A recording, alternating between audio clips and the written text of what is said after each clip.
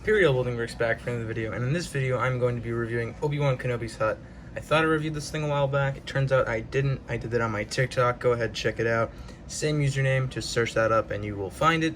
But there is a very good amount of minifigures for the $30 price on the Obi-Wan Kenobi's hut.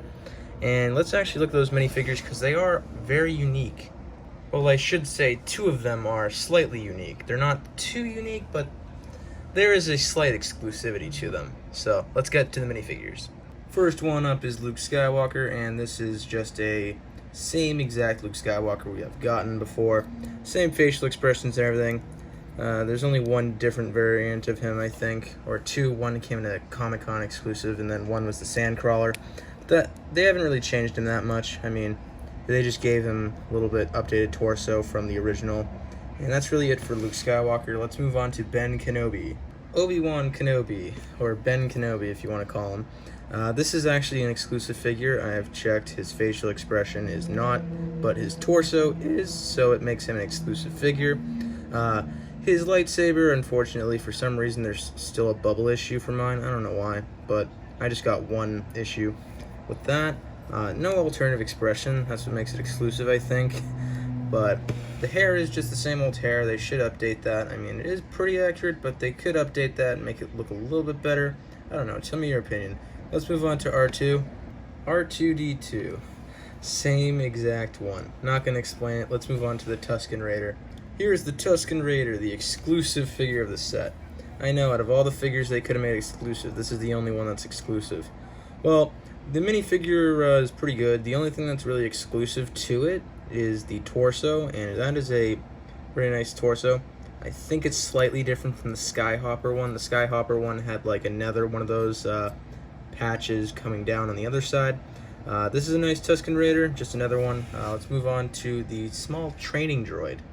This is the training droid. It is a very simplistic thing. The only thing that's exclusive, of course, is this headpiece, which you can put on a minifigure. It's just a normal head. It's white and it has some printing on the front and the back. That's some pretty nice printing for the detail in the actual movie. I like it a lot. I mean, it's a good addition. You only see this in the Millennium Falcon, so it's kind of weird that they included this in here. But there's actually one other thing included in this set that is really the most exclusive thing in this set, and that is the hologram of Leia. This is the hologram of Leia. This is actually the part of this set that is so sought after because it brings back the most classic line of, well, not the most classic line, but one of the most known lines of Star Wars. And that is, "Help me, Obi-Wan Kenobi. You're my only hope."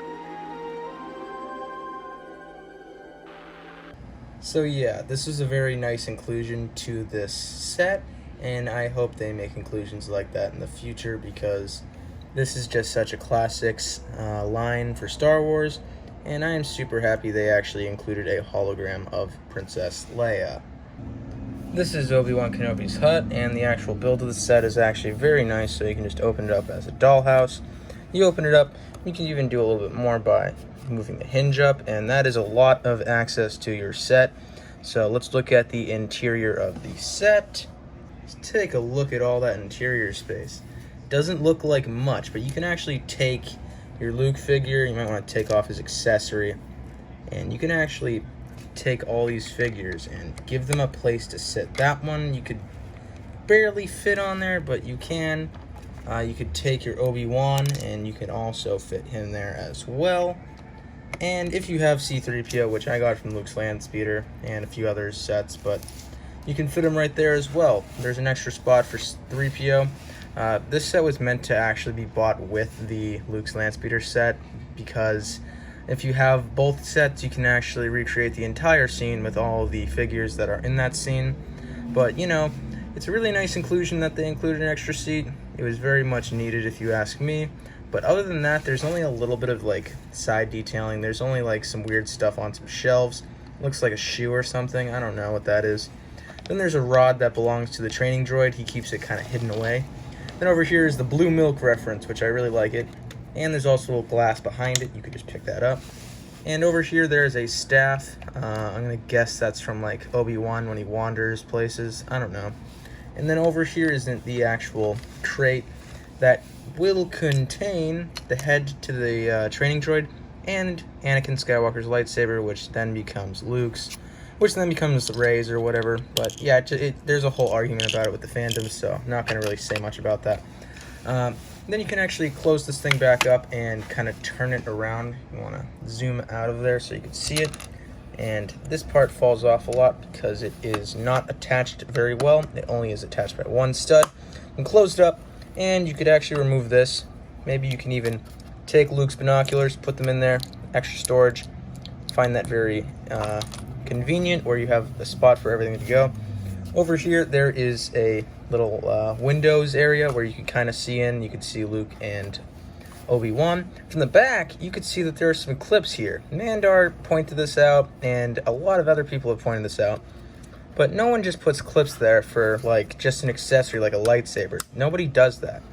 This is LEGO predicting the future. With the Future Mos Eisley Cantina UCS set, or Master Builder series, which it should be, and it is, you'll be able to actually clip that to there. I am almost certain that that's going to be how it is. Hopefully it is, but that's really like what we've been thinking this entire time, and LEGO has it pretty much laid out that way. You could take this pot that Obi-Wan has some soup or something cooking in it. You could take it, it's just one tile stud. That's really it for the back. There's some nice grill detailing, and the dome piece is a very nice big piece. Don't see that every day. But that's really it for the hut. Let's give the final opinion on this set.